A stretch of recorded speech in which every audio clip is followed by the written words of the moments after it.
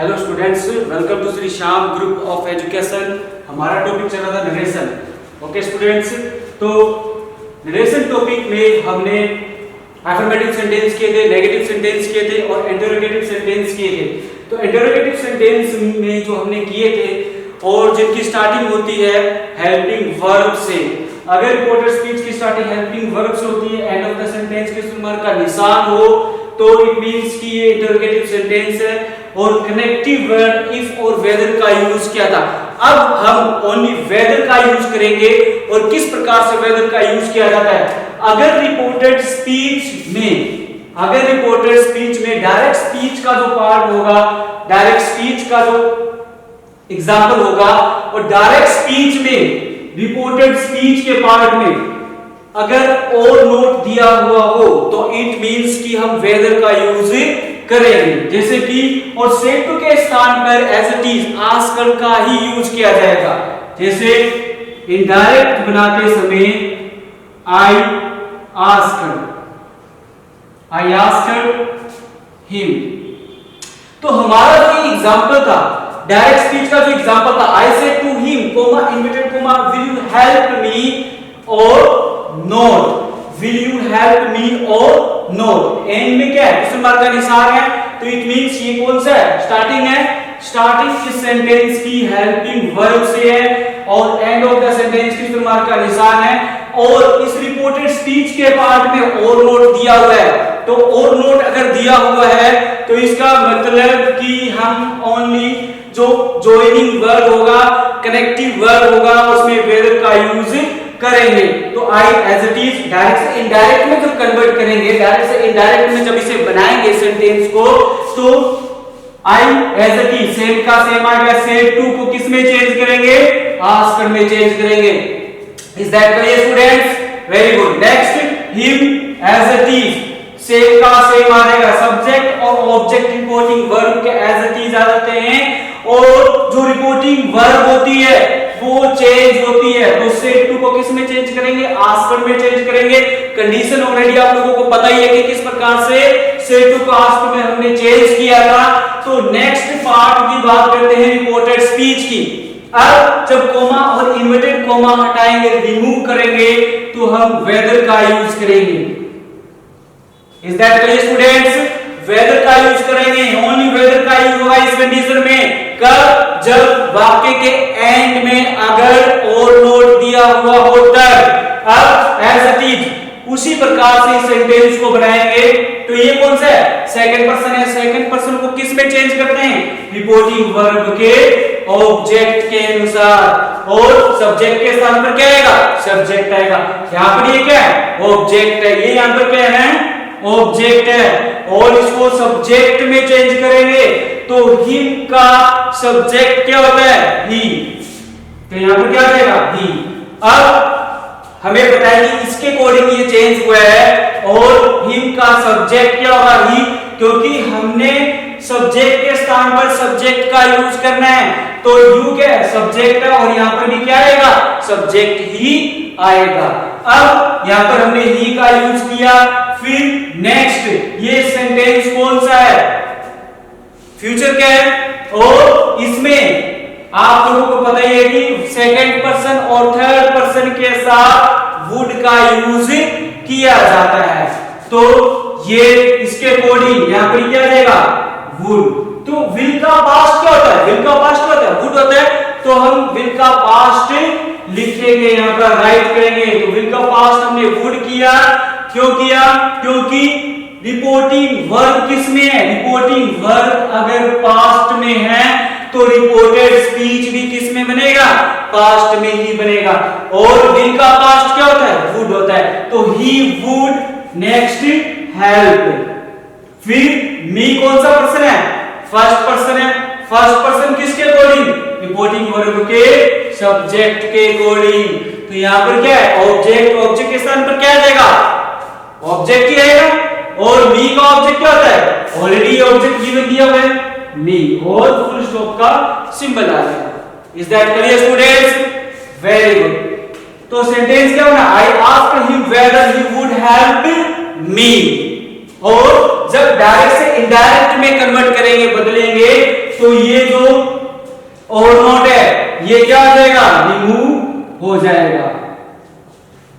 That clear student? ये remove हो जाएगा, ये हट जाएगा कब? इनडायरेक्ट बनाते समय।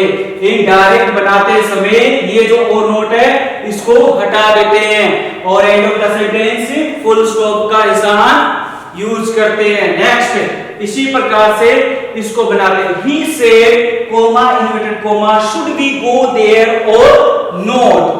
अब शुड से स्टार्टिंग है, शुड से स्टार्टिंग है, इसका मतलब कि हेल्पिंग वर्ब से स्टार्टिंग है और एंड ऑफ द सेंटेंस और नोट का दिया हुआ है और एंड में क्वेश्चन मार्क का निशान दिया हुआ है।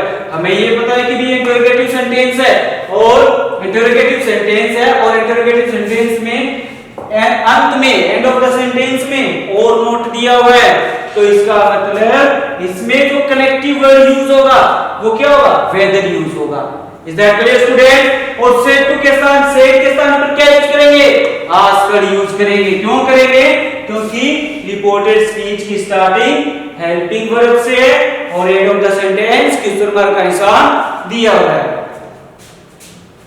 तो इनडायरेक्ट बनाएंगे इसे, तो ही आस्कर कोमा इन्वर्टेड कोमा को जब रिमूव करेंगे तो कनेक्टिव वर्ब वेदर का यूज करेंगे। फिर उसके बाद ये कौन सा पर्सन है? फर्स्ट पर्सन है। फर्स्ट पर्सन किसके अकॉर्डिंग? रिपोर्टिंग वर्ब के सब्जेक्ट के अनुसार। यहां पर ये सब्जेक्ट कौन सी फॉर्म में है? सिंगुलर फॉर्म में है। सिंगुलर है ये सब्जेक्ट। अब सब्जेक्ट सिंगुलर है और ये कौन सी फॉर्म में है? ये प्लूरल फॉर्म में है। ये जो सब्जेक्ट है वो कौन सा है? प्लूरल है। अब ये प्लूरल है और ये सिंगुलर है, ये इसके अकॉर्डिंग चेंज होगा। तो थर्ड पर्सन में जो प्लूरल होता है अकॉर्डिंग टू चार की चार जो हमने रीड किया था कि थर्ड पर्सन में ही, सी और दे, ही सी सिंगुलर होते हैं और दे प्लूरल होता है थर्ड पर्सन में। तो थर्ड पर्सन में ये जो ही सिंगुलर है, अब यहाँ पर ही थर्ड पर्सन और थर्ड पर्सन में प्लूरल कौन सा होता है? दे। तो सब्जेक्ट के स्थान पर सब्जेक्ट आ जाएगा, यहाँ पर क्या आ जाएगा? दे आ जाएगा। Is that clear students? फिर next should, they should go there, full stop. He asked whether, ये इसके अकॉर्डिंग हमने चेंज किया, सिंगुलर है, थर्ड पर्सन है और थर्ड पर्सन में प्लूरल कौन सा होता है? दे होता है। थर्ड पर्सन में प्लूरल दे होता है। फिर उसके बाद दे के साथ शुड का यूज किया, वर्ब की फर्स्ट फॉर्म और दे है और ये जो और नोट है ये रिमूव हो जाता है और end of the sentence interrogative से ये इनडायरेक्ट स्पीच बनाते समय end of the sentence full stop का सिंबल यूज करते हैं। आई होप आप लोगों को समझ में आया होगा students. Is that clear? Very good.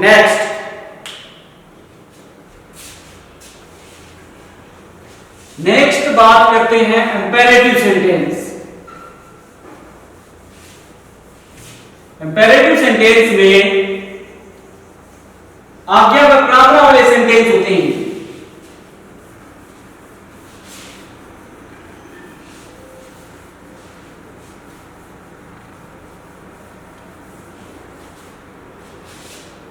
Next तो हमारे सेंटेंस है नरेशन में हमने एफर्मेटिव, नेगेटिव, इंटरोगेटिव ये तीनों टाइप कंप्लीट कर लिए है।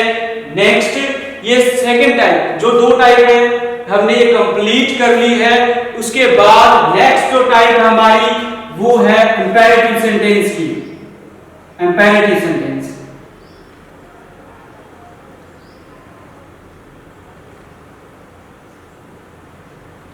इंपेरेटिव सेंटेंस इंपेरेटिव सेंटेंस आज्ञा व प्रार्थना, जिनमें आज्ञा व प्रार्थना होती है ये ऐसे सेंटेंस होते हैं। और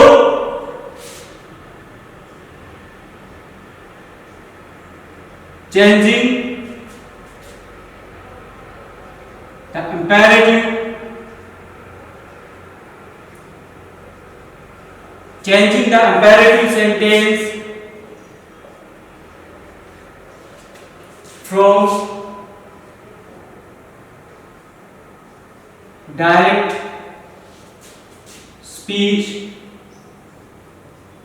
to indirect speech। Imperative sentence आज्ञा व प्रार्थना वाले सेंटेंस होते हैं और इनमें changing the imperative sentence from direct speech to indirect speech की जो इंपेरेटिव सेंटेंस है उनको डायरेक्ट स्पीच से इनडायरेक्ट स्पीच में किस प्रकार चेंज किया जाता है। तो सबसे पहले सेतु के स्थान पर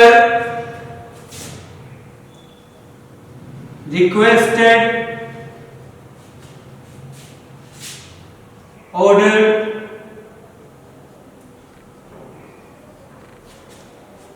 advise,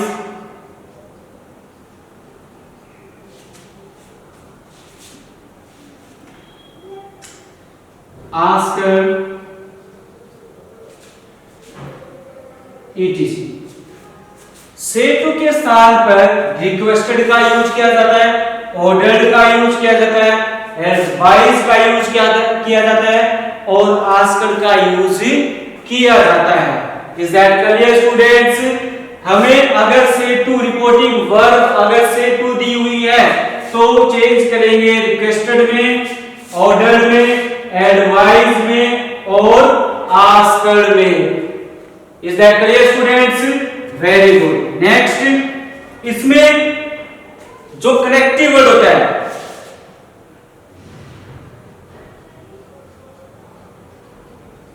connective word to plus verb की फर्स्ट फॉर्म का यूज किया जाता है। Connective word to, infinitive to का यूज किया जाता है वर्ब की फर्स्ट फॉर्म से पहले किया जाता है और इनकी जो स्टार्टिंग होती है इंपेरेटिव सेंटेंस की जो स्टार्टिंग होती है वो होती है वर्ब की फर्स्ट फॉर्म से और डू या डू नॉट से या फिर प्लीज या फिर काइंडली से होती है। नेक्स्ट, स्टार्टिंग, अगर रिपोर्टेड स्पीच की स्टार्टिंग रिपोर्टेड स्पीच की starting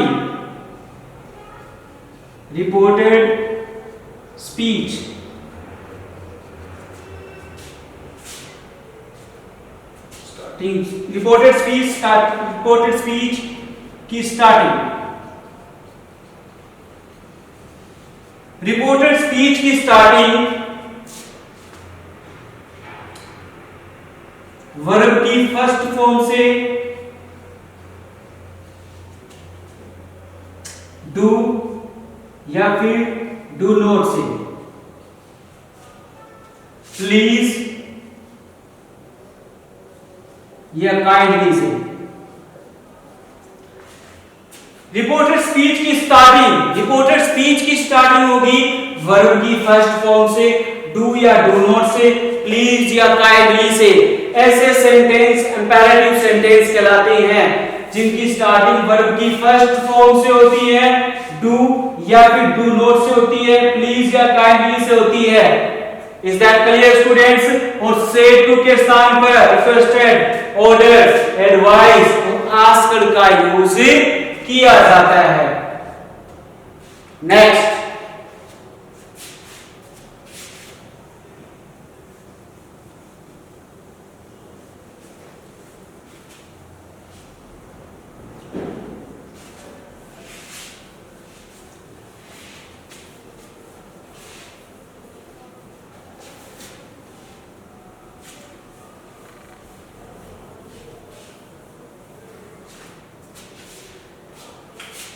examples,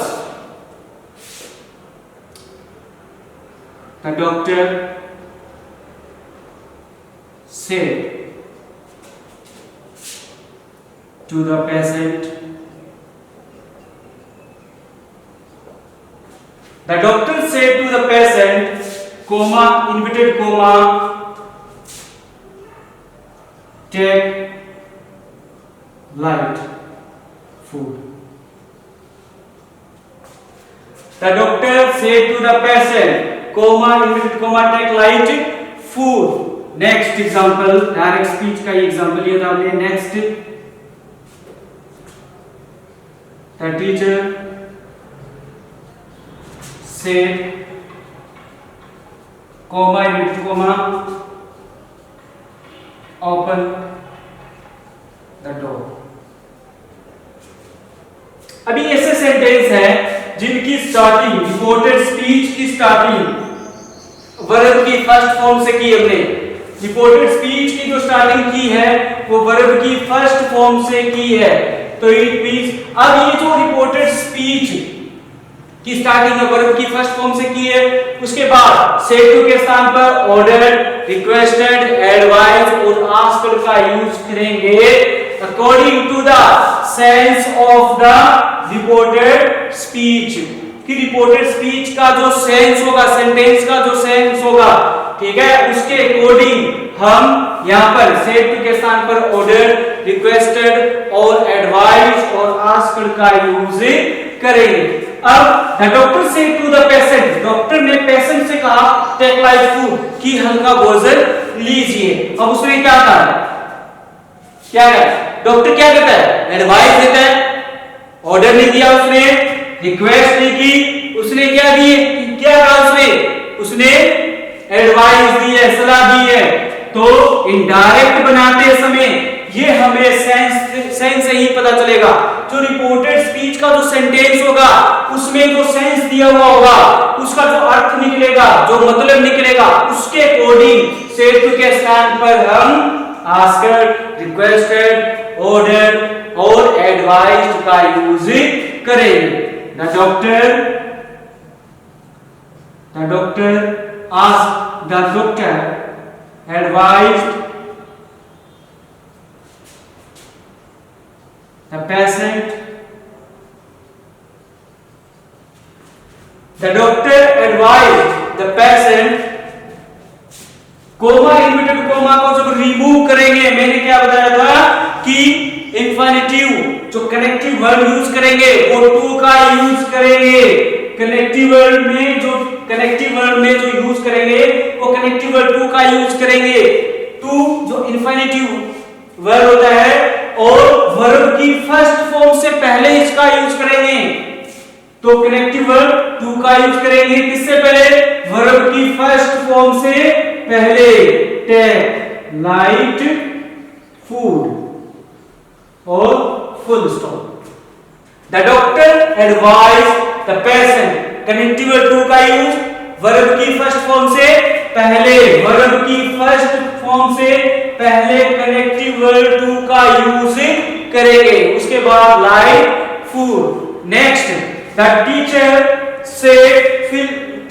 said comma inverted comma open the door. अब टीचर ने क्या कहा, ओपन द डोर, मतलब कि इट मींस की ऑर्डर दिया है. सेंस, अगर रिपोर्टेड स्पीच का जो सेंस चेक करते हैं, रिपोर्टेड स्पीच का अगर सेंस को समझते हैं, इसके अर्थ को समझते हैं, तो टीचर ने क्या कहा है कि ओपन द डोर, दरवाजा खोलो. तो उसने क्या किया, या तो एडवाइस दी है, ना रिक्वेस्ट की है, और उसने क्या कहा है, उसने ऑर्डर दिया है. तो इनडायरेक्ट बनाते समय ये जो सेड है किसमें चेंज हो जाएगा, ऑर्डर में चेंज हो जाएगा. The teacher order.